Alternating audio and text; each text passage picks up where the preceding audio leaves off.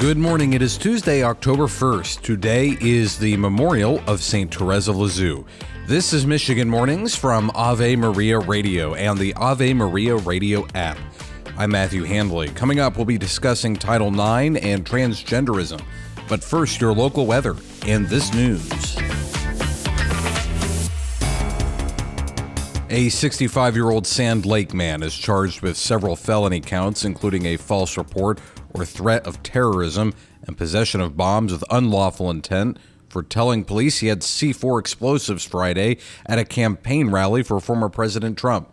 Stephen Nauta is in the Kent County Jail on a $1 million bond. It's not like we don't have, presidential visits, presidential candidate visits, big events here in Kent County and Grand Rapids of a political nature. And to be honest, this is the first time I can think of that we've had any sort of incident with police responding and we've actually filed charges. Kent County Prosecutor Chris Becker says Nauta didn't have an actual bomb, but even saying he had C4 explosives is alarming. He was arrested Friday in Walker after driving around the barricades outside Trump's rally. Trump will be campaigning in Saginaw on Thursday, and Harris will be in Flint on Friday. Vice presidential nominee J.D. Vance will be campaigning in Auburn Hills tomorrow after tonight's vice presidential debate. South Haven police are investigating a man who allegedly distributed anti-Semitic flyers around the city on Friday night. Carolyn Normandin is the regional director of the Anti-Defamation League in Michigan. In terms of anti-Semitic incidents, and that would be harassment like this, these flyers would be considered harassment. We were 8th in the country, 8 out of 50 states. Between 9 and 10 p.m., the man drove through the city and threw the flyers out of his car window in plastic bags weighed down with rice. He was cited for littering and for having an obstructed license plate, but interim police chief Patrick Carlotto says he might be protected by the First Amendment for the flyers that were distributed. The case remains under review. And hundreds worshiped in the Cathedral of the Most Blessed Sacrament on Sunday at the 110th World Day for Migrants and Refugees. The Mass was organized by Strangers No Longer, a network of Catholics in Michigan that assist immigrant communities and advocate for immigration reform. Executive Director Bill O'Brien told the Detroit Catholic, quote, "The first focus of today was the desire of immigrants to not be invisible because of the relationships immigrants have in our church, and the non-immigrants responded and said, we don't want you to be invisible either," end quote. The group will be heading to Lansing in November to advocate for the Drive Safe bills, which allow immigrants, regardless of legal status, to apply for a driver's license or a state ID. That event is co-sponsored by the Michigan Catholic Conference. You're listening to Michigan Mornings from Ave Maria Radio and the Ave Maria Radio app. Sports is coming up after the weather.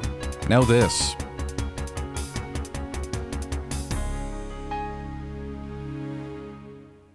Do you have a teenager at home who's full of potential? Too often the world is telling you to be content with mediocrity instead of raising respectful and responsible young adults with strong character. Hi, everybody. I'm Dr. Ray. If you need some help, not only to navigate those teen years, but to really enjoy them, check out my book, Standing Strong, Good Discipline Makes Great Teens, as well as my other books on the store page at AveMariaRadio.net. We have a foggy commute again this morning, and that will turn into rain and a possible afternoon thunderstorm. Our high in Detroit today will reach 77. Tonight, the rain tapers off around 10 p.m., and our low will be 50. Tomorrow will be sunny with highs around 69. Thursday will be mostly sunny with temperatures in the mid-70s, and Friday will be mostly sunny with highs in the lower 70s.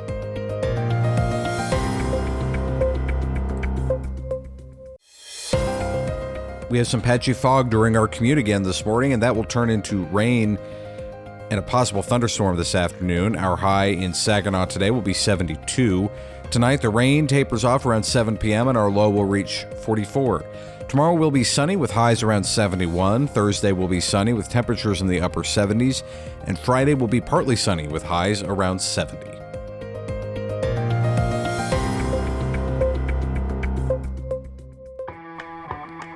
Quarterback Jared Goff made history last night, setting an NFL record for his perfect game. He threw 18 for 18 pass attempts for 292 yards and 2 touchdowns. Goff also scored his first ever receiving touchdown. The final score was 42-29, with the Lions taking the win. The Tigers are in Houston today for their first MLB playoff game. That game starts at 2:30 p.m. over the air on ABC.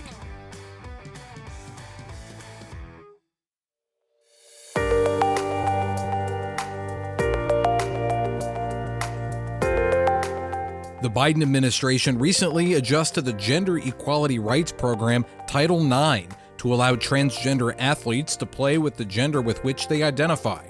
Johnette Williams, host of EWTN's Women of Grace, joined Teresa Tomeo on Catholic Connection to discuss the implications of the change.